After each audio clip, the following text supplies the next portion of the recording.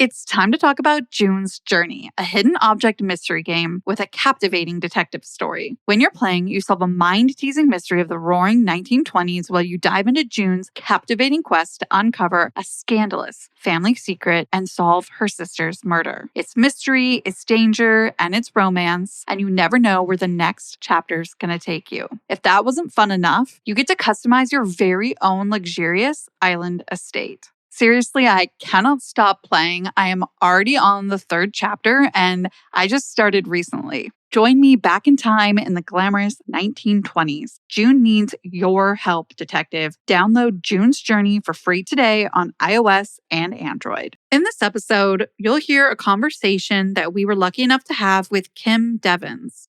You may recognize her last name because we covered her daughter Bianca Devins' case in the past. We wanted to share this conversation so that our listeners could get more insight into who Bianca was, Kim's experience as the mother of a murder victim, and her new pursuit of justice in the name of her daughter. In our show notes, you'll find a link to a change.org petition that Kim has initiated. It has over 174,000 signatures, but it still needs 26,000 more to meet its 200,000 signature goal. This change.org petition is in relation to a law called Bianca's Law. It seeks to preserve free and open speech online while addressing the proliferation of illicit content. Click the link in our show notes to check it out and sign. And here is our conversation with Kim Devins.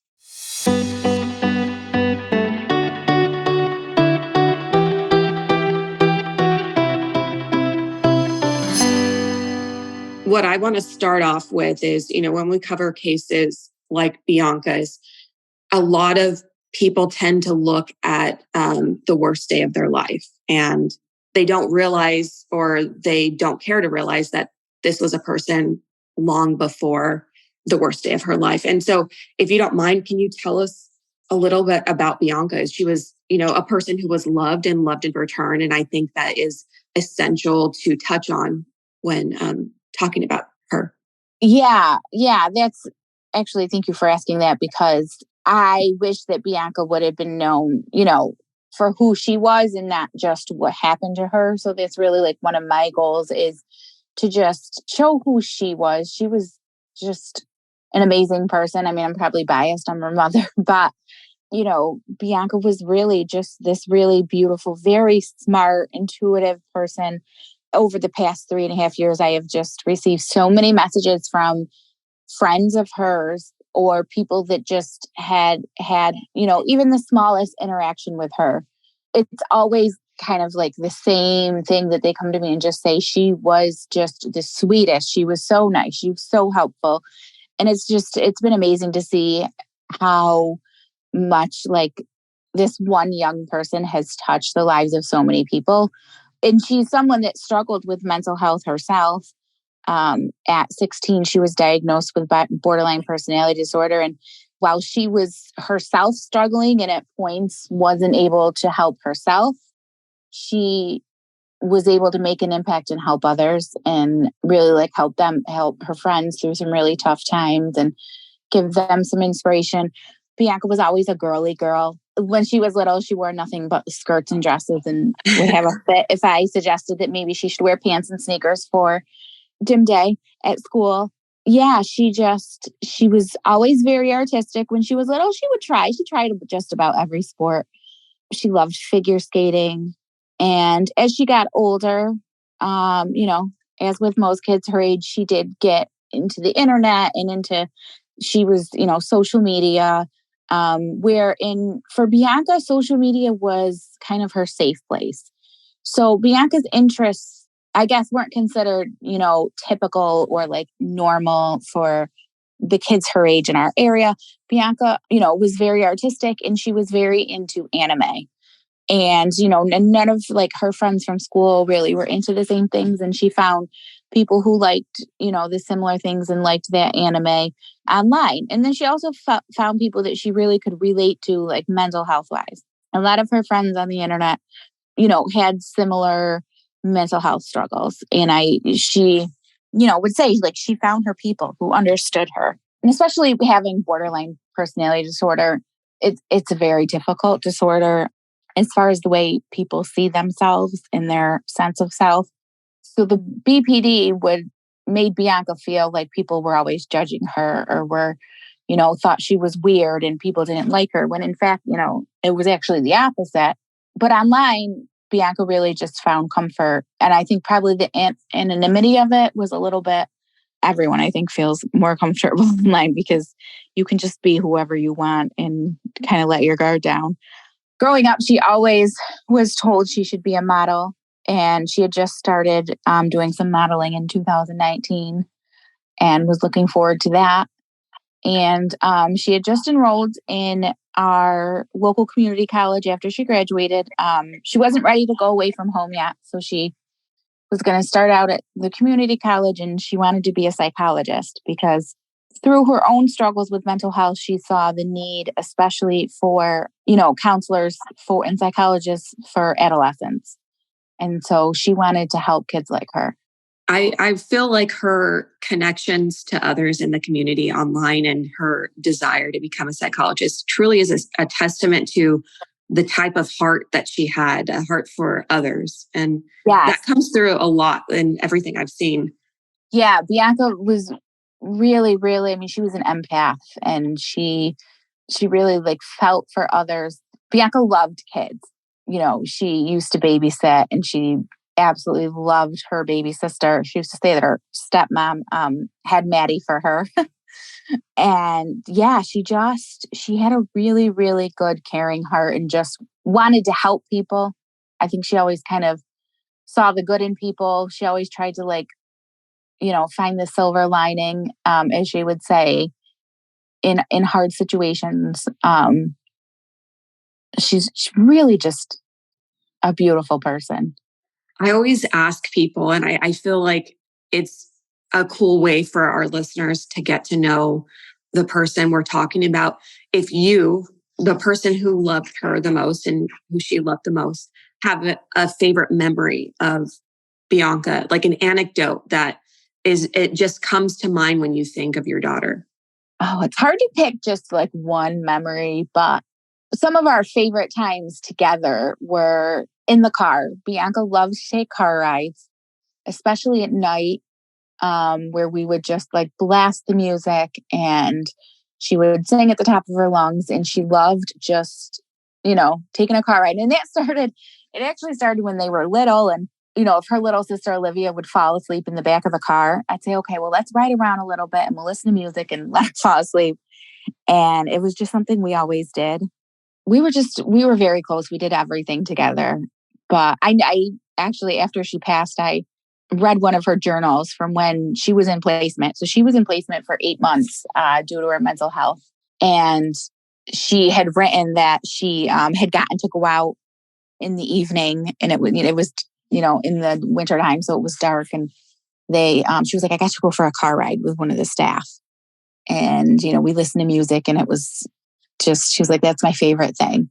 So that was really just it was our thing, whether it was just Bianca and I or Bianca and Olivia and I or the whole family, we would all get in our car and just jam out karaoke style. I love it. You've touched on this a little bit, talking about her BPD diagnosis, but I feel like in order for people to understand who Bianca was for her online presence, as she did share that a lot with individuals, is there anything that you want to clarify that has been misrepresented online about the diagnosis, what led to it, her stay in the hospital? Do we not say hospital? You called it a placement. Is that the proper term? I want to be sure to be respectful. And well, there's actually two types. So with borderline personality disorder, the most basic way to describe it is it's characterized by unstable moves, behavior, and relationships. Bianca's biggest, I don't know if you want, call it symptom of borderline personality was her impulsiveness. It had zero impulse control. So when someone told her to do something and her BPD brain told her it was a good idea, she just did it without thinking. And oftentimes when she was in what she would call an episode, she made some very poor choices. So she did end up a few times in a hospital, like an acute psychiatric hospital. And then this is the problem with our American mental health care, I guess you would call it mental health care, is that there's acute mental health days where the typical stay is about a week, which is just not enough time to get the proper care and, get someone stable. Like I guess you can't even call it stable.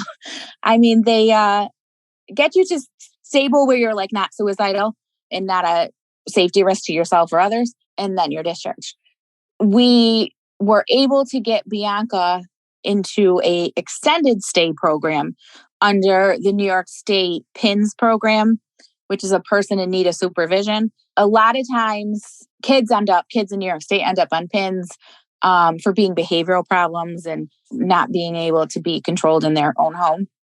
I ended up having to use the New York State PINS system, and it's like the juvenile justice system, to get Bianca placed for her own safety because she was running away and making poor choices. And with her mental health, and at times she did have suicidal ideation, she needed 24-hour care. There were times that her depression was so bad, her, counselor had told me, she can't be alone. She needs 24-hour supervision. And as a working mother, that's just, not something I can sustain on a long period of time. So that was, that's always an issue. So then she was under PINS. She was put in a placement facility, a supervised facility for kids, and where she, had round the clock supervision and had really good intensive therapy. So she was in both. She was in like the acute care psychiatric hospital and then a placement facility. Thanks so much for the clarification on that. That really helps because online, it really is just lumped all together and it's very unclear. And I think that is also another form of false information about the case too. Yeah. So it's like, it was about a 3 to 4 year journey where we really, really fought to get Bianca the care she needed. We live in kind of nowhere, upstate New York, in the middle of New York, and really just don't have a lot of good experienced practitioners that could, I had several counselors that were just kind of overwhelmed with the seriousness of her diagnosis and just, I don't know, just told us straight out, like, you need someone more qualified. I don't know how to handle this and how to counsel her. So we did end up finding that when she was in placement in Albany, New York. So yeah, there's, I think a lot of people, like, when she was in placement or if she was just in, the acute care hospital, there were rumors that, she died. She came back and she was like, because, they take kids' phones away. They don't have any access to internet. And she was like, people are saying I died. And then people were saying she faked her death, which is not true. She was just involuntarily committed to a psych hospital. That's terrifying. And it really is an example of how these rumors are created online. Right. Paige and I have a following on social media, but it is a little different because we share the accounts and we are older. We're in our 30s. So I feel like we're a little more established in like who we are and like understand, like if someone says something horrible, we can kind of lean on each other, but it still stings. I can't imagine being 16 years old and having people make up things, number one, and two, just being cruel because people are even cruel to us. And I can't imagine what it would have been like to have been your young daughter's age experiencing this sort of nasty side of right. And the internet. especially her being young. And I think everything is so much harder when you're a teenager, 15, 16, just trying to figure out your place in the world. And then on top of that, the borderline personality disorder, where she's already has this like roller coaster of emotions and, her emotions are all over the place, oftentimes just very depressed and feeling worthless. Borderline personality makes them feel very insecure. And then to have to, deal with all that going on the internet. It was, she dealt with a lot on the internet, good and bad. I think most of the time I would say for her, the good that she found and the, friendships and support she found on the internet definitely outweighed the bad. But I mean, she had people that would hack into her accounts and post as her, and they would just post really mean, awful things to people. She had people that would pretend to be her. And this is all stuff that I saw real time. So like Bianca was very open with me, and she would come to me like, oh my God, look what happened. This person hacked my accounts. Look what they posted. Look what they're sending to people. That Discord, like for teenagers, for the people, it's a whole nother world that I think most adults just don't even comprehend. Honestly, like I'm 34 years old. I don't think I've ever been on Discord, but I've heard about it. I know that there's like multiple ways to communicate with individuals, and you create these communities, and it's like hanging out in real time. Like that's what they advertise on the Discord website, when you want to log on, like create an account. Yeah. So I knew Discord obviously because of Bianca. Bianca called me a stalker parent because I always was very like on top of where she was, who she was with, who she's talking to. And I would go through her phone. And then she would also just show me things that were going on in her phone. So while I haven't been on Discord, I have seen it. The best way that I describe it is like the old AOL chat rooms, kind of. So they're invitation only. So someone has to send you an invitation with the link, and you have to be accepted into their but instead of chat rooms, they call them servers. And to me, that's what it looks like. I mean, obviously more sophisticated because you can upload pictures and videos. And then I believe you can also private message people on Discord as well. I definitely remember the AIM chat rooms, and those could get crazy. So I can't imagine now with the ability to send audio, to send pictures, to send, all of this added access to the individual behind the camera or behind the keyboard, I guess, is a little intimidating, but I could see how that could also foster really strong relationships, friendships, with other people. Yeah. Yeah. Because, you get like-minded people together, and I think they kind of find comfort in having the anonymity on there to be able to talk about, their mental health issues, what they're going through, really like personal things that if you had to talk to someone face to face or in public, it's not as easy. Bianca actually had a really good group of friends on Discord. So, I mean, I don't ever want people to think that the internet and these different social media sites, they're not all bad. It's the people using them that, there's a very small fraction of people that like have to ruin it for everyone. But I mean, honestly, like, with Bianca, who's someone who, due to her mental health, isolated herself a lot, she found connections online. I've seen a lot of people say that she was really actually shy in person, in like off social media. Super painfully shy to the point where like I would have to order for her if we went out to a restaurant, or, she never, wanted to speak for herself. So like I would speak for her, her sister would speak for her. It was weird though, because there were times when she was like feeling good, and she had a really, really good high self-esteem, and, she knew what a great person she was. But still at the same time, like so shy. She dealt with a lot of social anxiety as well. I definitely understand that. My husband definitely orders food for me or calls to make appointments if my mom won't do it for me. So I get it. Yeah, that's her. She's like, yeah. But I love that you and her sister Olivia were so supportive and willing to like help her through that. Because I from at least not to make it about me, because this conversation isn't about me, but I'm just trying to relate. Like it does mean a lot to know that I have like a support system of people that understand and that are, they're not going to fight me like, okay, yeah, give me the phone. I'll call right now. So I'm sure she appreciated that. Yeah. Bianca had her sister, Olivia, and then her best friend since they were babies, Gianna, always had their support. And out in public, they were very outgoing, and Bianca would just kind of follow behind if she was feeling like anxious. Or, I mean, there were other times where like Bianca was leader and, she could be very outgoing. Just, kind of depended on the day and how she was feeling. But yeah, she always had that support. But then she was also that support for her sister.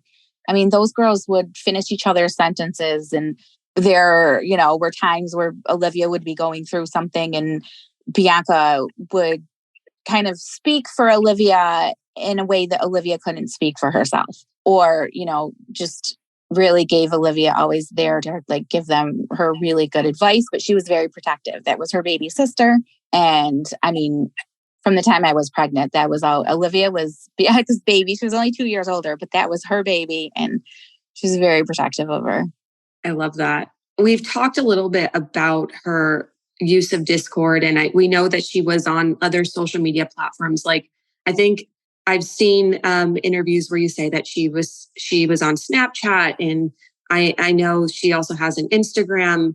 Was there one that she preferred? I mean, she did spend a lot of time on Discord. Do you think that was her preference? Yes. Discord was her main app. I think that was probably, if you looked up in her phone, that was probably the main app that was mostly used. Discord and Snapchat. She was on Instagram a lot. She had no use for Facebook, told me Facebook was for old people. Yeah, I would say Discord and Snapchat were her two main social media apps that she used. Okay, that makes sense. Oh, the other misconception too is 4chan. A lot of people are like, oh, she was really involved in these 4chan. She was always posting on 4chan. That's not really accurate. Bianca gained she gained popularity in, different like communities on Discord or Snapchat or whatever. And then there were people posting about her on 4chan. So that's what caused, obviously, as any 15, 16, 17-year-old person, or even me at 39 years old, if someone says, oh, so-and-so is posting about you over here, you're going to go look at it. So that's how she ended up on 4chan. She wasn't like one of those radicalized people that are like posting crazy stuff on 4chan or anything. She would just go on there, see what was being said about her and her friends. Sometimes she found entertainment in the stupid things people were saying on there, because 4chan is just a cesspool of stupidity. And then she'd defend herself and her friends. So yeah, she was not into 4chan and was not like this 4chan e-girl like people say she was. Do you think that Bianca would have considered herself an e-girl? Okay, so I have mixed feelings. I don't necessarily think she had gotten to the point where like she was considered an e-girl while she was alive. I think she liked that aesthetic. I think that she had a lot of different qualities. I know she liked to dress in an e-girl style sometimes, depending on the day. You never knew from day to day what color hair Bianca was going to have or what type of outfit she was going to have on. Because one day she would have pink hair with a yellow dress and all, super girly, preppy. And the next day she'd be in all black with, brown hair. You just never knew. She was a 17-year-old finding her way, and she had various interests and just went with the flow and did what she felt like. So yes, she did like that e-girl aesthetic. She did, she was online. But the thing is, she was not this e-girl or Instagram star that the media made her out to be in her death. She had about 2,000 followers on July 13th, 2019. It was the photo going viral that made her, her follower count go up. So she went from July 13th having, 2,000 followers on Instagram to July 14th, July 15th, she's got over 160,000 followers. And that was all because of people following her after seeing the picture. So she wasn't an Instagram star. I really would not consider her an e-girl. That would probably be a better question for some of her online friends, whether or not they considered her or themselves e-girls. She had used the term orbiters. I knew what orbiters were, and that, her and her friends had some orbiters and people that could be a little obsessive. But yeah, she definitely was not as popular online as the media made her out to be. It was the viral picture that did it. I knew how many followers she had because it was a thing with her, and she had just gotten home from placement and not having internet for 8 months in February of 2019. So she was home for about 5 months. And she had like a competition going with a family friend that she called him her stepdad, but he wasn't really her stepdad, but that's kind of his role in her life. And they had a competition going of who had more followers. So she would always tell us her follower count on Instagram because she'd be like, oh, I'm up to 1,000 today. Now I'm up to 1,500. So, I was very aware of how many followers she had because of that. And it was nowhere near where it is now. And that's part of the problem with my problem with Instagram is I feel that they still haven't given me control. 3.5 years later, they refuse to give me control of Bianca's Instagram and Facebook accounts. And it's because they're making money off of it. So that's a huge jump in engagement to go from 2,000 followers to 160,000 followers overnight. And I mean, the engagement is still going on in her comments. And that is all engagement numbers that they use to sell advertising. Yeah, I believe it. I mean, they rolled over the last few months, they've rolled out a lot of things for people to make money. And someone with that size of an account, it just shows that they are a money hungry corporation wanting to capitalize on that. That's absolutely horrific. They're monetizing off of my daughter's account, which grew because of their inability to filter out that type of content. You know, they allowed this horrific picture, traumatizing picture to be up and to constantly be posted and shared. And, you know, it's all, you know, for monetary gain. That kind of brings me to this other relationship that she ended up forming a couple months after she returned home. There are conflicting reports about Bianca and Brandon's, like how they met, what their relationship was like to one another. Do you want to clarify anything like out for the people out there that are curious about Bianca's case and anything that has been misrepresented? Yeah, it's not totally clear to me. I know they met on Instagram, I believe in April or May. And I've discussed this during the time that, you know, the pretrial hearings were going on. And when I was meeting with the ADAs regularly, the prosecutors and I, a lot of people saying he stalked her. So he stalked her. He, you know, stalked her social media and then introduced himself to her and they became friends. I think that is probably true, seeing what I have seen about him from the evidence. But there's nothing that ever really pinpointed that, or there was never any clear evidence of him stalking or, you know, following her social media for any like long period of time before they met. But it's my personal belief that probably, but no, they were. And there's also a big misconception is this is someone that we knew. So they started hanging out in May, and Bianca was so excited because most of her online friends were like across the country. I mean, some of them were even in like England and Germany. And this was someone that lived fairly close to us. So she was really excited.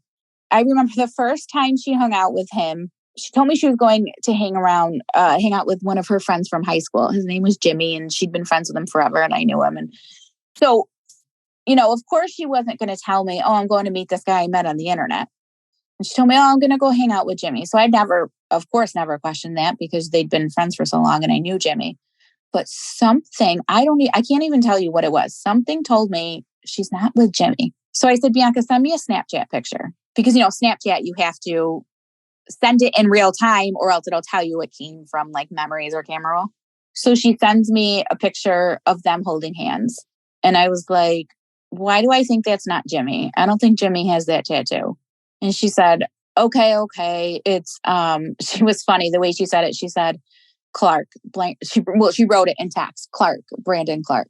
And I said, okay, well, I have to meet him. You can't just be meeting people off the internet that you don't know. I said, I don't care how old you are. I wouldn't meet someone that I met off the internet. And so she did. I met him. At first, she told me he was 19 because she knew that I would not approve of her hanging around with a 21-year-old. You know, typical teenage, I think I know everything stuff. She told me he was 19. Then like a month later, she told me he was 20. About a week before she passed, I found out he was actually 21. But by that point, he had gained our trust. He came over our house regularly. You know, anytime he would pick up Bianca, he normally would come in, say hi, play a quick game of Minecraft with the kids. And he just seemed like your normal everyday person. Nerdy, but Bianca liked that, kind of nerdy. We were just like, oh, he's Bianca's type. Even looking back, having 2020 hindsight, I didn't see any red flags. And I feel like if there was any type of abuse that Bianca would, number one, she wouldn't put up with it. It just was not her personality. She definitely knew her worth and she would not put up with any kind of abuse from anyone. She unfortunately saw me in an abusive relationship with her father. And that was not something, she wouldn't even put up with someone, getting out of line in the way they speak to her.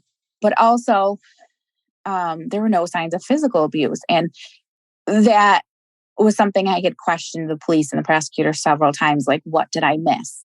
And going through the evidence and everything that we found out, there really weren't any signs that this was going to happen. I personally believe he is like the true definition of a sociopath, where, almost kind of like Ted Bundy, where he could mask who he really was and the darkness and the evil that was inside of him. And I think you can see in the latest documentary that I did, where you have the responding officers' body cam footage, like how just utterly confused I am. Because I remember when they came to my house that morning and saying that he posted something that he may have hurt her, it just did not make sense to me because there were never any signs. Normally in a case like this, you see signs and there's like a history of abuse.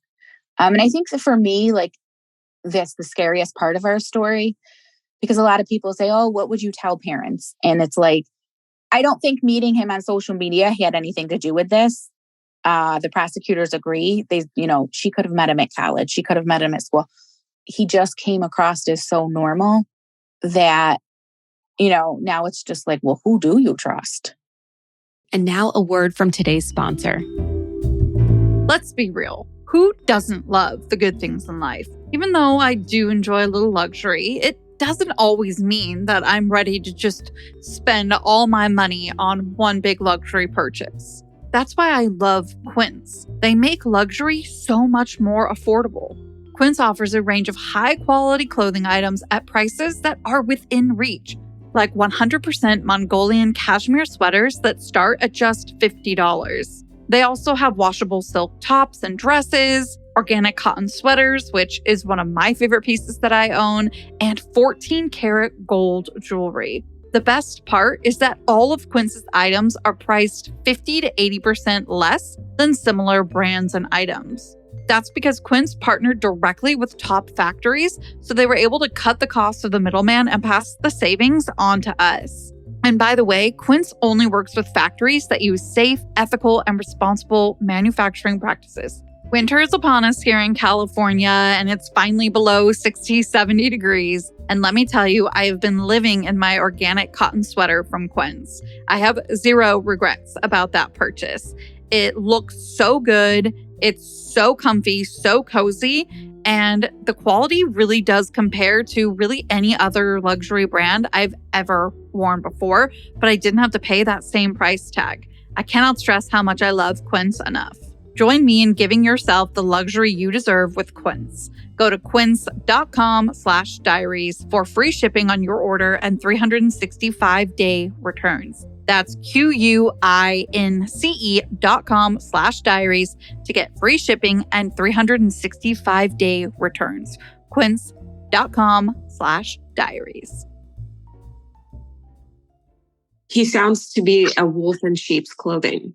Oh, absolutely. He presents as this very innocent, harmless person. And really, he's a predator hiding out, waiting for his chance. And that's terrifying.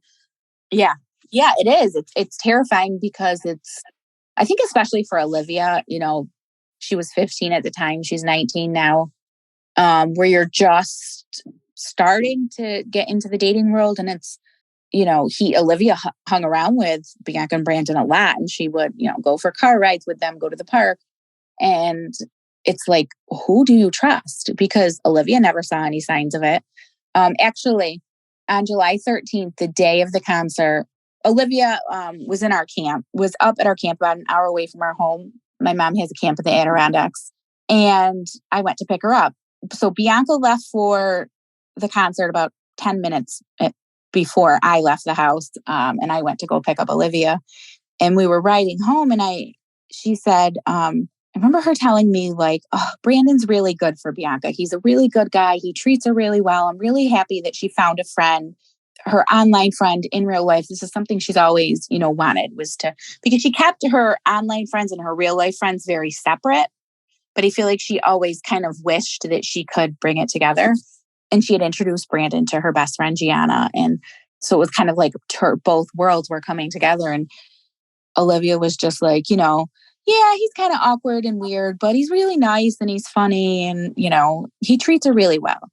And then for the very next, less than 24 hours later, you find out he murdered her. It was just something that like none of us could wrap our heads around. Yeah. I mean, that's when you were saying that you have been questioned from like detectives and things like, oh, well, what red flags did you miss? Like, that's what I keep thinking. Like, it's not what you missed. It's what he was hiding. It sounds to me like. Yes. It was what he was hiding. And that's scary that, that's something you see on TV, like, in a Netflix, dramatization. It's like, you never think that really is going to happen to you. And the fact that, he was planning it, and there's evidence that he planned it in, days to weeks in advance. And it's like, to think about that now is he came across so normal and so nice. And to know that he was planning something like that, it's not something that I can comprehend. There's no other words for it than pure evil. Like, that's right. What it sounds like. I know you did touch a little bit about she left before you, about 10 minutes before you, what your conversations were like. But can you tell me a little more about the day of the concert? Also, can you also touch on Alex? Yeah. Okay. So she was really excited about this concert. It was her first, like she would call it her first grown-up concert, that she was going to without an adult. And I know a lot of people question my decision to let her go to a concert by herself or with him. It really wasn't my decision. I think if people knew anything about raising a teenager in, this day and age, first of all, New York state law basically extends the same rights to a child over 16 that an adult of 18 and over has. So New York State has a law written for juveniles. It was written to help kids that were in abusive homes. So if you're over 16 and you run away, the police can't bring you back against your will. And unfortunately, this law is just kind of a blanket law that covers everyone, and no matter what situation they have going on at home. So Bianca being 17 and her telling me she was going to go to New York City, I really didn't have any say in it because she would have done it anyway. Bianca really didn't, again, with the impulsivity and the borderline personality disorder, she didn't care about consequences. So if I said, well, I'm going to ground you, I'm taking away this and that, she would have taken the punishment and gone, had fun, and come home and taken the punishment. And I knew that. And also, we're talking about a 17-year-old who was about to be 18, and in a couple months, she was going to go, off to college. And I will never regret that situation because I know that I couldn't stop her. And instead of fighting with her before she left, my last words to her were, I love you, be safe. So I was getting ready to leave the house, and I was upstairs in my bathroom, and she came up, hugged me from behind because she was about to run out the door, and said, okay, I'm leaving. I love you. And I said, I love you. Be safe.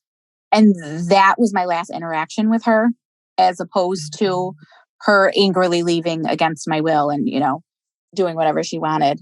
And as far as Alex, she came to me, I don't remember if it was Friday or Saturday, the day of the concert. It might have been Saturday morning. She came to me, and I had the Eventbrite app on my phone. So she was like, oh, can you buy my friend this ticket? He's going to Cash App you the money, and then you can just buy the ticket for me because you have the app. So I ended up doing that. I did buy the ticket for him So I knew that she was also going to be meeting him.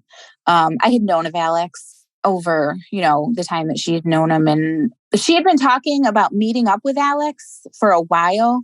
And I think it just never panned out with their schedules because he had wanted to come up and, meet her, meet us. And they wanted to meet in real life and they had always been trying to plan it, but it never just kind of lined up with their schedules. So she was really excited about that. And I figured, oh, well, she's going with Brandon. So she's not going to be alone meeting this guy. Yeah, the crazy thing is I just completely trusted him with my daughter. And, unfortunately, he wasn't someone that could be trusted. A lot of resources say there was this kiss that happened between Bianca and Alex and that Brandon saw it. And that's what set him off. But as you've told me, and from what I've seen, clearly he just used that as an excuse because he had been planning. Yes, that kiss did happen. But this is one thing I will never, it's like a core memory now is sitting in the police station. I believe it was either July 15th or 16th. And, going over what the police knew so far, they said to me, this would have happened no matter what. He was the killer who was obsessed with murder. He masked it and everything was stored in his phone. But if it wasn't Bianca, it would be someone else. They said, we don't think that it had anything to do with the concert or that particular day. They said he was planning this. And I think it was more just like a timing, it just happened to happen. Okay, it's going to happen. But yeah, they said, if it wasn't Bianca, it would have been someone else. This was kind of an urge he had and he was going to follow through. I don't want to make you talk about the specifics of what he did, so we can leave that there. But he did obviously take these pictures that went viral. And what do you want to clear up for people that has been misrepresented online? Or is there anything, and we can skip it altogether if anything makes you uncomfortable? Yeah, no, it's fine. I guess the only thing that I want to clear up is that the evidence is very clear that he planned this on July 11th. He created a note in his phone and it was titled Murder/Suicide. And we believe Brandon's autistic and he made lists of everything in his life. I mean, they even found a list of his favorite cereals. It was just kind of something he did. And so he had made this list of all the things he needed to do and needed to buy. On there was even the post that he put on Instagram with the quotes and the song quote, the certain song that he played. I'm not sure if it was during the murder, but it was definitely after when the police found him. There was a certain Test Drive by Joji was playing on his phone. And he had all these steps written out in a list. So he thought about everything down to the minute details. Details of what quotes he was going to put on, post and what he was going to post on each social media site. I really got the impression that he wanted a witness because I did watch a documentary that you participated in and it did have the body cam footage of them arriving or the single officer arriving. And It was like he waited for someone to get there so he could say his piece and then do what he planned on doing. Absolutely. So he, while they were in the car, he set up the camera to record, woke Bianca up, argued with her, murdered her, videoed it, then took still pictures, posted those pictures to Discord. He called several family members. In the beginning of that documentary that you were just talking about, you can hear the voicemail he left for his grandmother. He called some other family members and then he posted to Instagram. He posted to Snapchat. He set some things on fire. He took Bianca out of the car, laid her in the grass, took pictures of her under a tarp, posted that on Snapchat. He did all this stuff for him to go to trial or attempt to go to trial and say that he, suffered a mental health defect. That's just not true. He knew what he was doing. He planned this.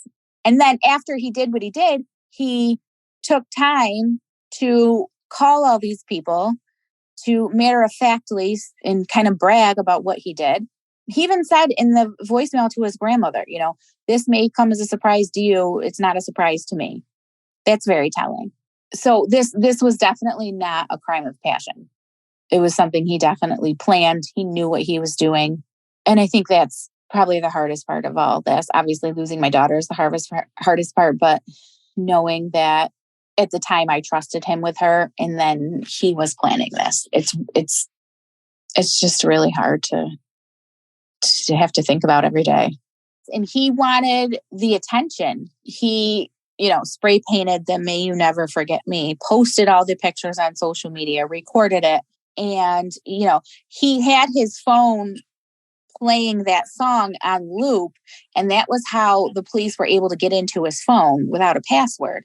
So the police actually, it's kind of crazy. So the police were able to get into his phone without a password because that song was playing, but they had to wait for a warrant to go through it. So a police officer had to sit, it was like 10 or 15 hours while they got the warrant. The police officer had to sit and constantly, like every once in a while, scroll your phone so it doesn't close, so that they could keep the phone open, because they weren't allowed to go in and, do anything in the phone without a warrant. But you have to, imagine that was a part of his plan so that they could find the video. And he did. He waited for the officer to show up. He called 911 himself, told them what he was doing, told them where he was, waited for the officer to show up, cut himself, then took a picture of his own injury, posted that on Snapchat. He even said in the Discord after he posted the picture, you should see it on the news within a few days. As they were taken to the hospital, he wanted to know, how many news outlets were picking it up. From his recorded calls in jail that the DA had listened to, he was very interested in the media attention surrounding the case. He actually was allowed to he had some of the news articles about the case, or articles that I think he had the Rolling Stone article that I had done in his jail cell. He's just very obsessed with the attention. Yeah. I mean, it's clear that he did it for infamy. Yes. Wow. I mean, and that's like a couple of the things you said, like, I already had that idea, but I didn't realize it had gone that deep, Yeah. Yeah. Do you mind talking a little bit about the after effects of receiving that picture and the internet trolls that came after you, and what you guys did to combat it, and how that has inspired you to do what you're doing now? Yeah. So, well, I guess first I'd like to start with again, you can see in that documentary from the body cam footage, we were going through, Bianca's Instagram was logged into my phone at the time. And he had recently changed his username, because the username that I was looking for to find their messages was Red Slide Park. And I think he had just a few days before had changed it to Yes, Juliet. And so my friend and I were looking through our phones, and I think I must have been speaking with the police or something, because my friend found the picture of her murdered body on Instagram that he had posted. It was on his story. And you can see in the body cam video where she hands it to my dad, and then my dad brings it out to the officers. So before we even had confirmed that Bianca had been murdered, or before we really even knew what was going on, my dad and my friend had it confirmed for them because of social media. And then the police, came and were speaking to us. The police had stayed at my house that whole day. And once they found Brandon with Bianca, they, sat us down and said, told us they found, this girl that looks like Bianca, and they believe it's her. But she hadn't been positively identified by our family yet. And so we started calling people. Olivia had her friend over, and I just can't get the noise out of my head. This horrific scream coming out of this 15-year-old girl. And I don't know if someone had sent it or she just saw a post, but she saw a post, the most graphic picture of Bianca's body. And so that's how we found out that it was going, viral on the internet.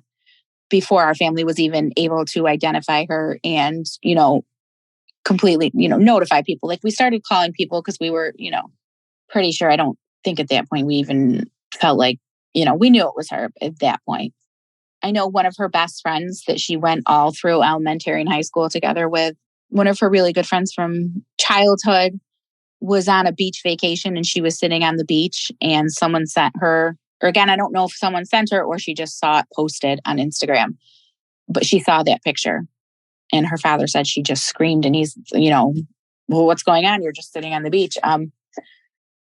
So it's been really, really traumatizing, not only for our family to have to continuously see that, but for people that knew Bianca. And, one expert described it as psychological terrorism. And I really feel like that is such an accurate description of what we've been going through for the past 3.5 years. It's just re-traumatizing us over. I mean, it's like the worst possible thing that you could ever imagine happening to yourself as a parent, by losing your child and not only losing them, but losing them in such a horrific way.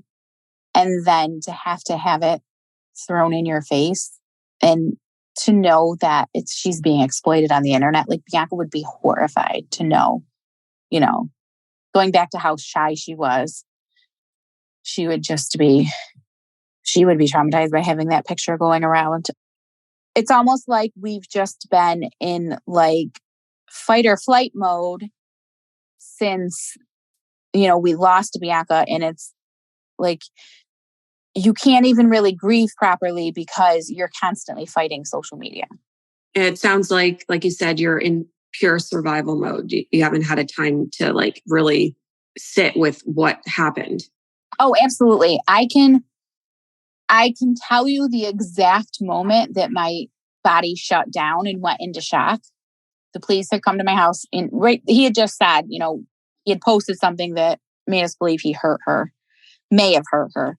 And I called my dad, and my dad only lived down the street. And I told him he needed to get here because Bianca could be hurt. And apparently he didn't get there fast enough within like 2 minutes. So I called him again and I said, "What are you doing?" And he said, "Oh, I was just about to walk down." And I said, "No, drive." And I mean, it was like less than a block he lived from me.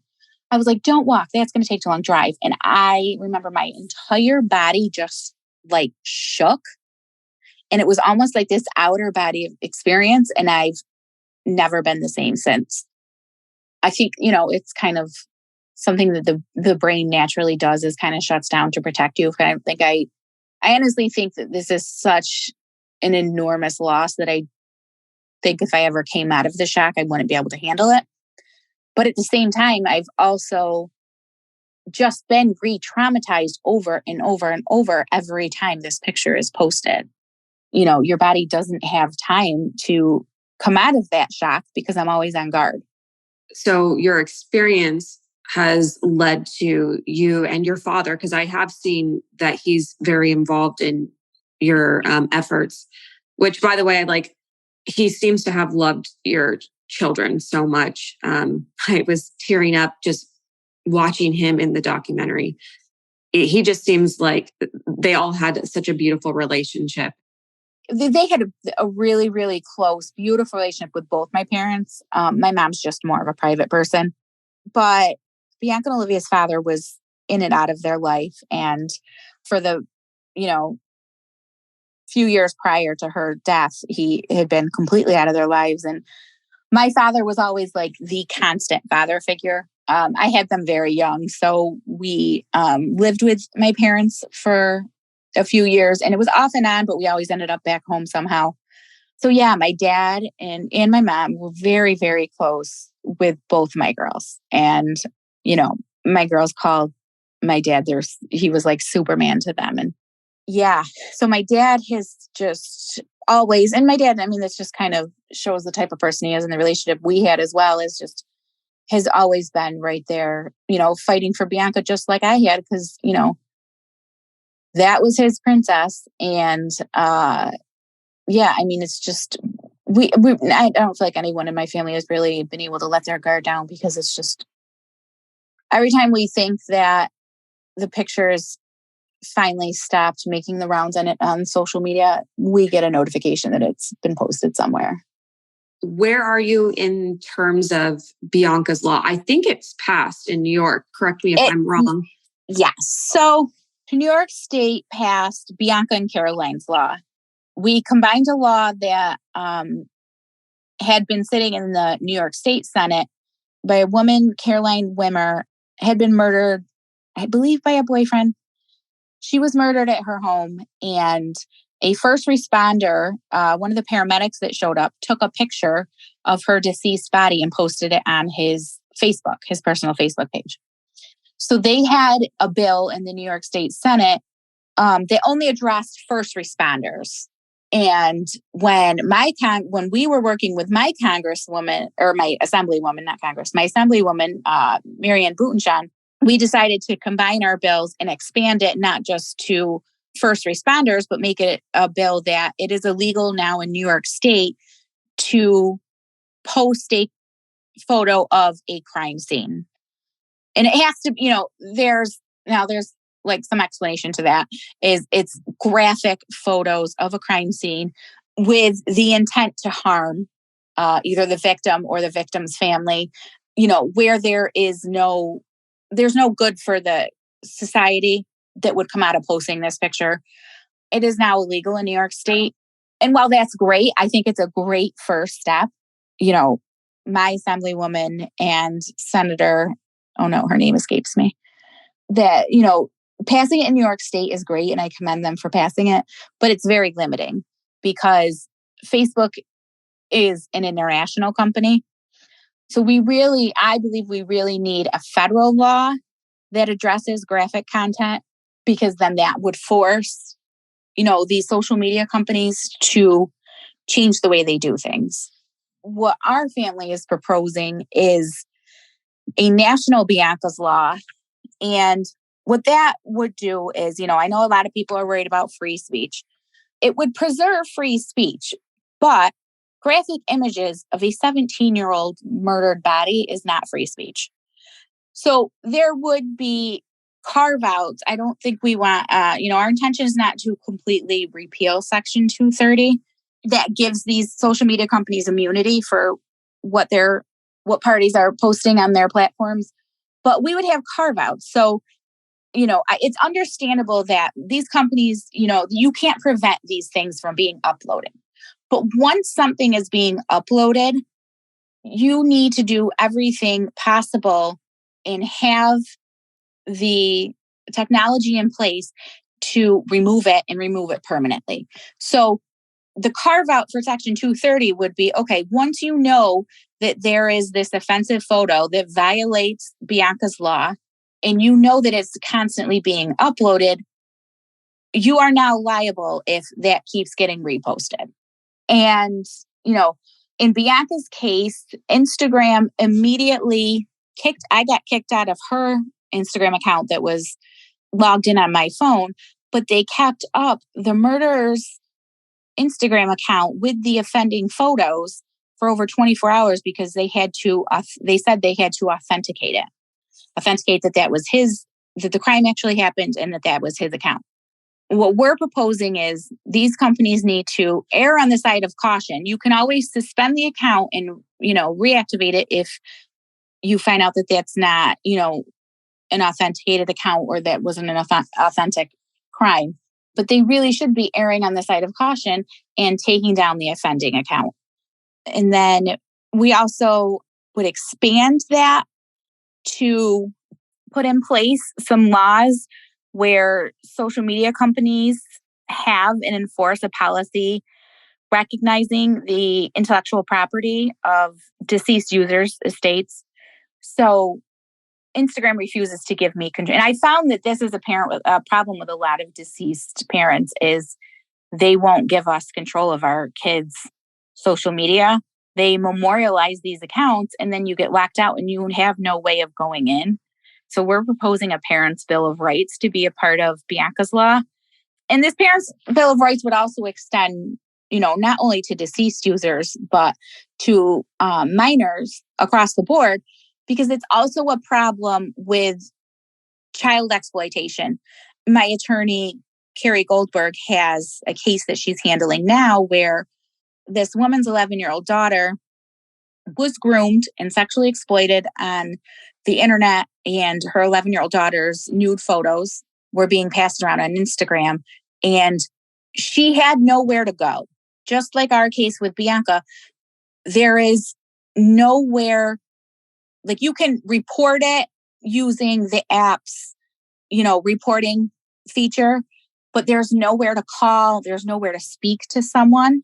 So we're proposing that the social media companies, all of them as a whole, each have, a central kind of like crisis response center where you can call and in real time speak to a live person, or at least, somehow be connected at some point in a reasonable amount of time, be connected to someone from these social media companies where you can report the issue and it can be looked at and handled right away. So many times the graphic pictures of Bianca were reported the only way that we could report them, in the app. And we would get automatic replies back saying that it didn't violate community standards. And I mean, there's just no way possible that their human moderators look at that photo and say it doesn't violate community standards, even though that was happening as well. So yeah, we've kind of taken all of our biggest concerns with what happened to us surrounding Bianca's death and the photo going viral and put it all into a proposed bill for Bianca's law. And it's something that's super prevalent all across the US. Like you said, you're hoping it is going to become a federal law. I even think of on a smaller scale, it didn't go on social media, but for when Kobe Bryant passed away in the helicopter crash, I think one of the first responders, maybe a sheriff or something, took a photo of... Yes, Vanessa Bryant won her case against the LA County. Against LA County. I don't believe that it did go on social media, but they were passing it around. And this, I mean, they're very, very lucky that it didn't end up on social media, because when it would never go away. Oh, no. And just the way Bianca's photo has never gone away, I can't imagine what far reach Kobe Bryant's pictures would have gotten, because I know the millions of people that have seen Bianca's photos. And I can't imagine if it was, Kobe Bryant. And again, you're talking about with Kobe Bryant was his minor child. So again, we're talking about this happening to children. Yeah, it's horrific. And the lack of regard for other humans is despicable. Yeah. And again, that's where Bianca found a community and a way to connect with people through that anonymity. It's also the other side of it, where through that anonymity, people feel they can just post anything. They just have no regard. I mean, I don't think anyone would walk up to myself or Bianca's friends and family and be like, hey, look at this picture. But they don't think twice about posting it on the internet. As we wrap up, I want to bring it back to your daughter, who isn't here to speak for herself. I want to bring it back to this beautiful soul that isn't here. I want to know how you want her to be remembered. I want Bianca to be remembered as the bright beacon of light that she was. I know it's so cliche. People are like, her smile brightened up the room. For Bianca, it was her presence brightened up the room. Anytime anyone around her was having a bad day or a hard time, or, she could just sense that they were down, she always tried to help people, make them feel better, put a smile on your face, and really just the love that Bianca's spirit emanated every day is what I prefer to focus on. I would like people to, think of Bianca as, this beautiful, kind, caring person who, she had such a bright future ahead of her. And a part of that future was using her experience with her mental health diagnoses and helping others like her. And that's really just the legacy that I want to help create for Bianca. For our listeners and for our community that we've created, we want to be able to help support you in any way that you need us. And so is there a way, is there a petition that needs signatures? Is there a GoFundMe? Like whatever there is, like, please let us know. And then we can share it with our followers so that we can help do whatever you need to be done. Yeah, I do have a petition on change.org for Bianca's Law. The biggest thing that people can do, I guess the most helpful, is they can call I don't know if you call anymore, but write, somehow contact their local Congress representatives. So their Congress people, their senators, and say, we need change to Section 230. We need a law that repeals Section 230. We need a law that holds these social media companies accountable. Right now the internet's like the Wild West, anything goes. And there needs to be a lot more accountability. I know that there's a lot of talk in Congress about social media, but we need some action. We have these congressional hearings with Facebook and TikTok, but we need some action, real action. So I think people demanding that these Congress people actually act and put a law in place that forces these companies to be held accountable for what's on their platform is number one. And then we do have a memorial scholarship set up for Bianca. It's through a local foundation, the Community Foundation of Herkimer and Oneida counties. And if you just Google Bianca Devins Memorial Scholarship, you'll find it. And that scholarship goes to a college student in our local area that is pursuing a degree in psychology with the intent to help adolescents. So someone going into the social work field that intends to work with adolescents, because that was Bianca's dream. That was her goal in life. So we want to be able to continue that in some way for her. I will definitely get those links, and I'll be posting for our followers to have access to them. I just want to thank you from the bottom of my heart for taking your time today to speak with us and for sharing about your daughter. It's really appreciated, and it was an honor to speak with you. Thank you. I appreciate, any chance I get, I just love to talk. I would talk all day to anyone about Bianca, but just an amazing, beautiful person she was. So thank you for giving me that opportunity. Absolutely. Thank you again. Okay, thank you.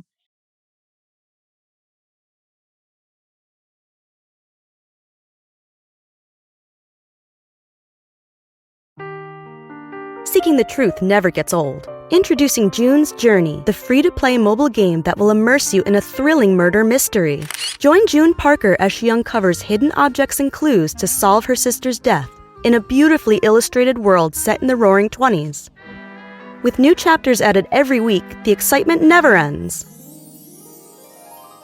Download June's Journey now on your Android or iOS device, or play on PC through Facebook Games.